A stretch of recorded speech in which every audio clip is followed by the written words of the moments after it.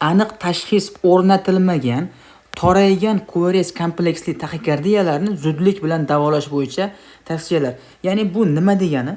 Bu mana chap tomondagi rasmga qaraydigan bo'lsak, ekigi qog'oziga QRS kompleksi tor, lekin yurak urishlar soni 150 tadan 200 tagacha bo'lgan holatni ko'rishimiz mumkin. Bu holatda taxminan 160-170 talar atrofida yurak uryapti.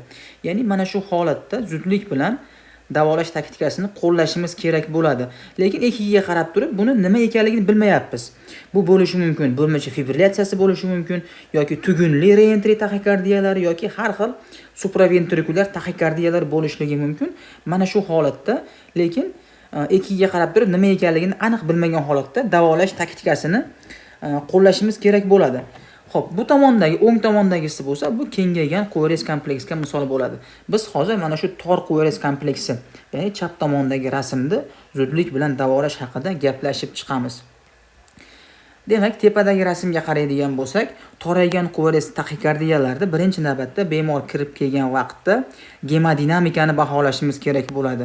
Ya'ni qon bosimi tushib ketmayaptimi, ko'krak qafasida og'riq yo'qmi yoki bemor hushidami? Agar bemor hushida bo'lmasa yoki ko'krak qafasida og'riq bo'ladigan bo'lsa yoki bo'lmasam qon bosimlari pasayib ketish jarayonlari kuzatilsa, biz to'g'ridan-to'g'ri sinxronlashgan kardioversiyaga tavsiya qilishimiz kerak bo'ladi. Ya'ni tok bilan ritm tiklashimiz kerak bo'ladi. Agar bu holatlar bo'lmaydigan bo'lsa, biz vagusli sinamalardan boshlashimiz kerak. Ya'ni karotid uyqu arteriyalarini massaj qilishimiz mumkin yoki bemor yotqizgan holatda oyoqlarini ko'tarib, quyosh chiganlarini bosish orqali, ya'ni vagus sinamalari qilish orqali ritmni tiklashimiz mumkin bo'ladi. Agar vagus sinamalari foyda bermaydigan bo'lsa, biz vena ichiga adenozin yuborishimiz kerak bo'ladi. Ya'ni 6-18 mg juda ham tezlik bilan yuborilishi kerak bo'ladi.